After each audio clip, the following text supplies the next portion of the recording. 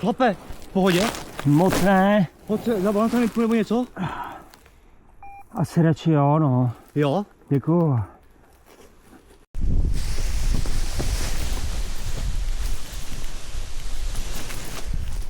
Při letu z Křepřičáku tak jsem udělal několik chyb, které vedly až k tomu, že jsem skončil v nemocnici s infrakcí prvního a druhého bedrního obratle. Ty chyby zkusím identifikovat a popsat, abych především já sám se jich příště dokázal vyvarovat, ale třeba si z toho někdo vezme i něco pro sebe. První chyba byla asi to, že jsem vůbec už startoval, protože většinou se na lítání těším, jsem dobře naladěnej. Tady ten den tomu tak nebylo. Na startu jsem byl úplně v dobré psychické pohodě a zpětně, když se na to podívám, tak možná bylo lepší ten den prostě neletět, i když ty podmínky se mi zdály, že budou celkem slušný, ale ani žádný perfektní, takže nebylo nějaká vize na to, že by to byl nějaký dokonalý let nebo něco podobného, takže za té neúplně dobrý psychické pohody asi bylo lepší si říct, dneska budu dělat radši něco jiného. Další problém byl ten, že jsem potřeboval proletět úzkou asi 1 kilometrovou mezerou mezi dvěma leteckýma prostorama, což teda se mi povedlo, ale vlastně vedlo to k tomu, že jsem nemohl letět na místa, kam bych letěl normálně, kde vlastně bych očekával stoupák. Pravovrchol Chlum tak byl už v prostoru, takže tam se letět nedalo.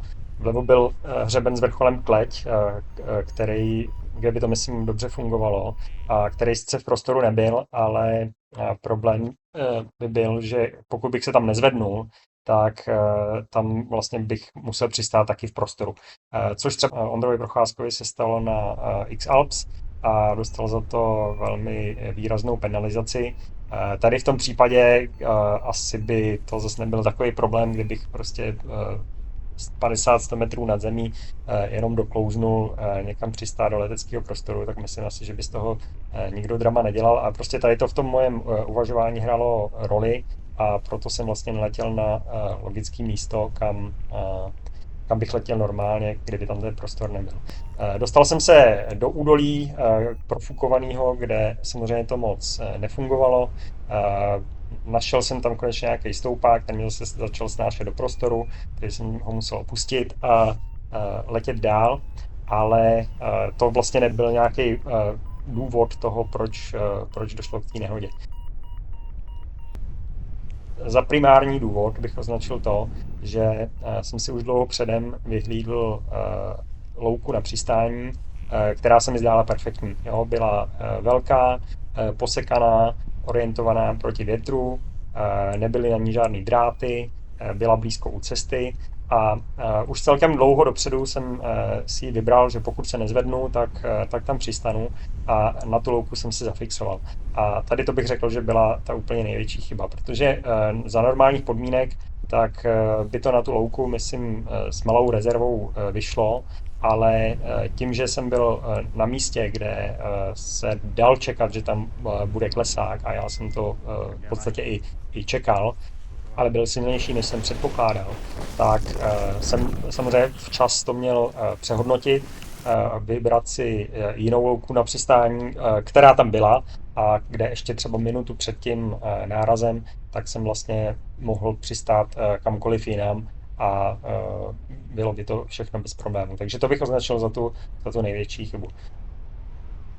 Druhá největší chyba podle mě, tak k ní došlo vlastně těsně před nárazem do stromu, kdy jsem do toho o ten strom vlastně jenom zavadil a já jsem do poslední chvíle doufal, že ty stromy přeletím. Pak když už to bylo jenom pár metrů, tak jsem vybral si tam nějakou špírku mezi těma stromama a říkal jsem si, že do ní bych se mohl trefit. Což jsem se trefil a to byl právě ten největší problém, protože vlastně křídlo se jedním uchem zachytilo o jeden strom, druhým uchem o druhý strom a já jsem vlastně propadl mezi těma stromama až na zem. Křídlo se o ty stromy vůbec nezachytilo a spadlo vedle mě. Takže ten nároz vlastně těma stromama nebylo vůbec tlumený. Říká se strom nejlepší přítel paraglidisty, což je pravda a tady to mohlo zachránit mě podle mě jakýkoliv úraz. Stačilo vlastně chvíli, když už bylo jasný, že ty stromy nepřiletím, tak stačilo to stačit doprava, odkud vlastně zprava ze zadu foukal vítr, tak to stačilo stačit doprava a přistát do těch stromů, klidně při nejhorším, což samozřejmě křídlo by se možná trochu potrhalo, ale zachytilo by se o větve a já bych buď na zem vůbec nedopadl, anebo bych dopadl, ten náraz by byl hodně tlumený. Co mi asi pomohlo, tak bylo to, že jsem ještě stihnul na poslední chvíli vyndat nohy, dal jsem je pod sebe, ten náraz trochu stlumily a já jsem pak dopadl vlastně přímo na zadek, kde jsem měl chránič molitanovej, a takže na ten chránič a pak na zadek. Takže nebyl to pád v kivu, to by myslím bylo ještě horší, to moje zranění, takže v tom jsem měl štěstí. Laici říkali, že jsem měl smůlu, ale neměl jsem smůlu. Jo? Smůla je tehdy, když prostě se stane něco jiného, než člověk čeká a kdy nastanou nějaké nepříznivé okolnosti. Tady žádný nepříznivé okolnosti, které by se dopředu nedali čekat, tak nenastaly.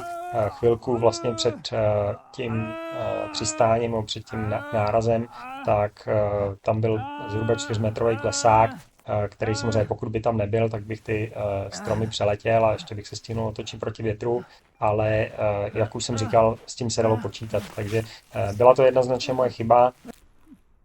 Na závěr bych chtěl poděkovat všem, kdo mi nějakým způsobem pomohli, především lékaři a záchranáři a vůbec veškerý zdravotnický personál.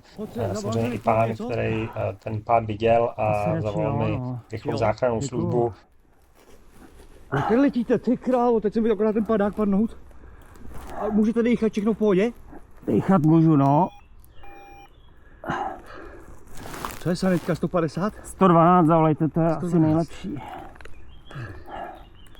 Kde jsme vůbec? Do Brkovice nějaký? Která přijela velmi rychle, přijela vlastně sanitka, hasiči, policajti, přiletěl i vrtulník, který nakonec odvolali, protože do nemocnice v Českých Budějovicích, tak jsem nakonec rychleji se dostal po zemi, než by to bylo s překladem na vrtulník a pak se s překladem zpátky. Dobrý den, halo, mluvím s někým živým? Teď jsem tady v Dobrkovicích a padnul tady parašutista. A... Prosím?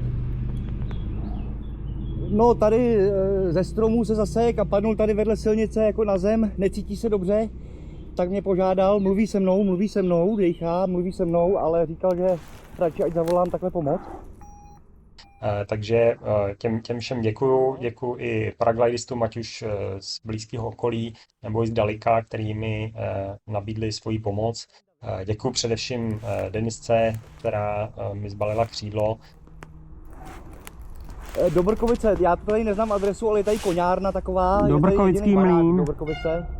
Dobrkovický mlýn tady píšou. Dobrkovický mlýn. A která potom se od té doby u mě naprosto perfektně stará. Takže díky všem. Jsme tak 100 metrů od toho Dobrkovického mlýna směrem ke Kájovu. Jsme na té silnici Betonovce, na té staré silnici, ano. Ano.